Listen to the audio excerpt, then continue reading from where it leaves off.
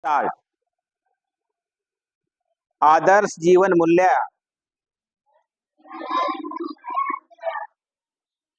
आज हम पाठ 11 पढ़ेंगे।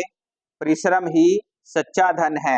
बोलो, परिश्रम ही, परिश्रम ही, परिश्रम ही।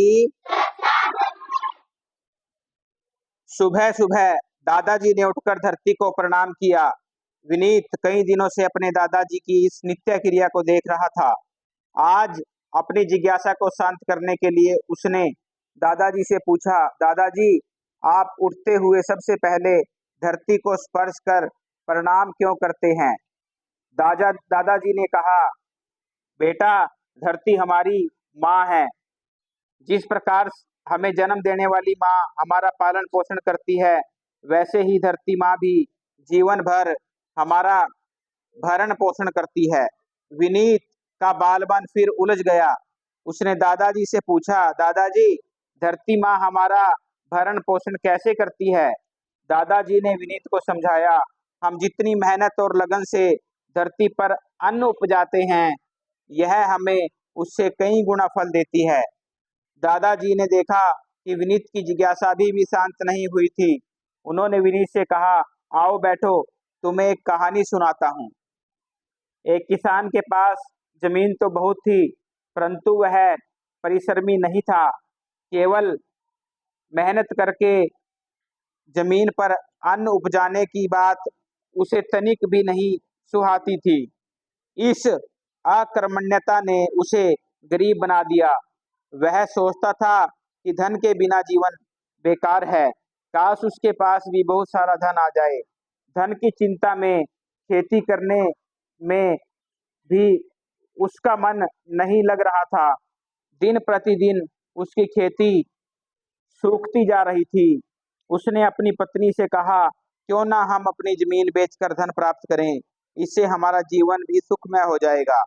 इस पर किसान की पत्नी ने कहा, जमीन बेचकर प्राप्त हुए धन से हमारा जीवन भर गुजारा नहीं होगा।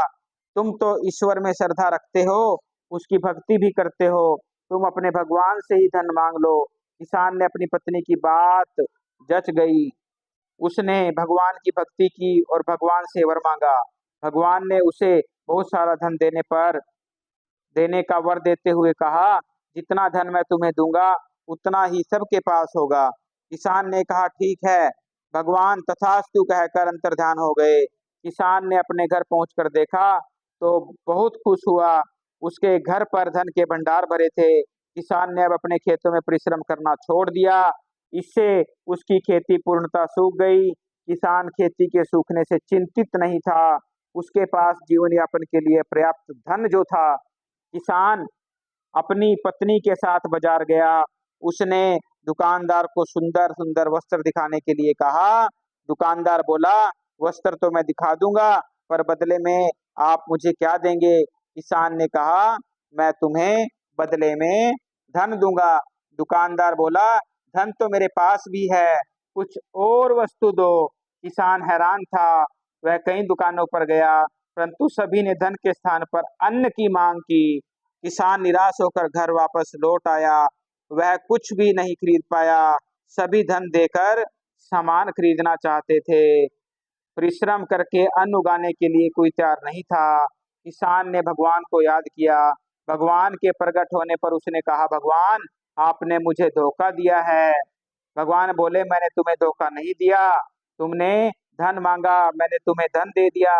किसान बोला, पर भगवान, वह धन मेरे काम नहीं आया, मैं उसका लाभ नहीं उठा पाया, मैं उससे कोई भी वस्तु नहीं खरीद पाया। सभी के पास धन है, उन्हें तो धन नहीं अन्न चाहिए। अब मैं इस धन का क्या करूं जो मेरे किसी काम का नहीं। भगवान ने किसान से कहा, पगले, असली धन तो परिश्रम है। तुम्हारी जमीन, जिससे न केवल तुम्हारा और तुम्हारे परिवार का बल्कि अन्य लोगों का भी भरण पोषण होता है। ये सोना चांदी, ये रुपए पैसे असली धन नहीं है। तुम अपने परिश्रम से असली धन कमा सकते हो। किसान भगवान की बात सुनकर रो पड़ा। उसे अपनी अज्ञानता पर दुख हुआ। उसने भगवान के पैरों में गिरकर क्षमा याचना की। किसान बोला, प्रभु मुझे क्षमा कर दो। मैं इस झूठे सुख के लालच में अपने परिश्रम रूपी धन को छोड़ने जा रहा था। मेरी धरती माँ ही कुबेर का खजाना है। अब मैं खूब मेहनत करके अन्न रूपी धन उगाऊंगा। इससे मेरा नहीं बल्कि सारे